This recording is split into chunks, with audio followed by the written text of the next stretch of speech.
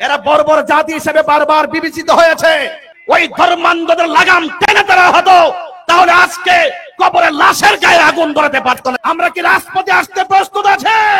এই দুনিয়ার উপরের মানুষগুলো ওই হায়নাদের কাছে যেমন নিরাপদ না, তাদের কাছে আজকে অন্ধকার কবরে যারা চিরদিনের জন্য চলে যায়, সেই লাশ পর্যন্ত ওই হায়নাদের কাছে নিরাপদ না।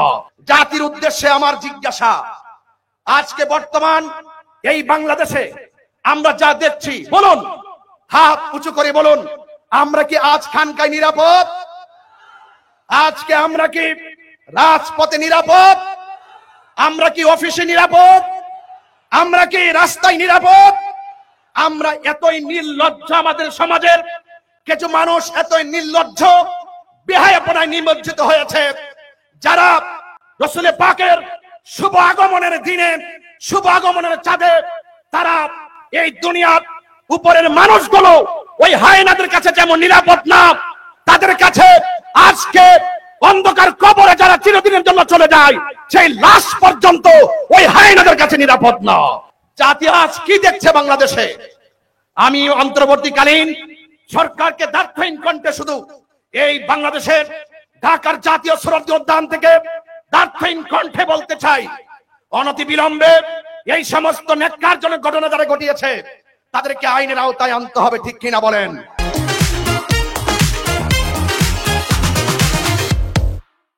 আজকে শুধুমাত্র মাইজবান্ডার দরবারের আশিকিনদেরকে এই মাঠে তিল ধারণের জায়গা নেই, আশিকে রাসূলরা চলে এসেছে।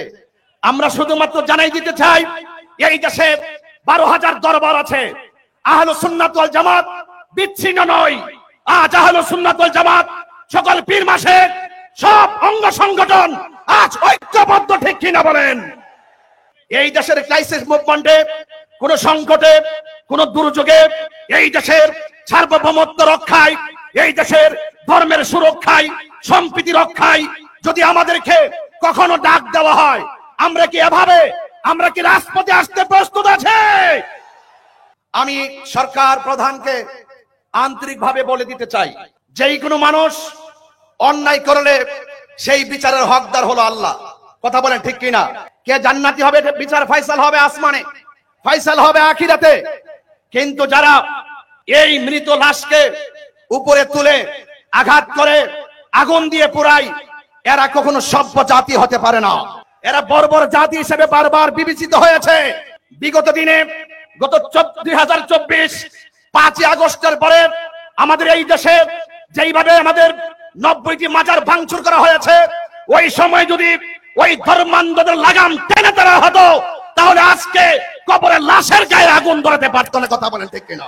এই জন্য পবিত্র ঈদে মিলাদুন নবী সাল্লাল্লাহু আলাইহি সাল্লাম উপলক্ষে জশ্নে জুলুস আলমদলিতে আমাদের দেশবাসীর উদ্দেশ্যে বার্তা হলো এতটুকুই, আল্লাহর হাবিব এই পৃথিবীতে এসেছেন, শান্তির বার্তা নিয়ে এসেছেন। লাকাদ কানা লাকুম ফি রাসূলিল্লাহি উসওয়াতুন হাসানাহ।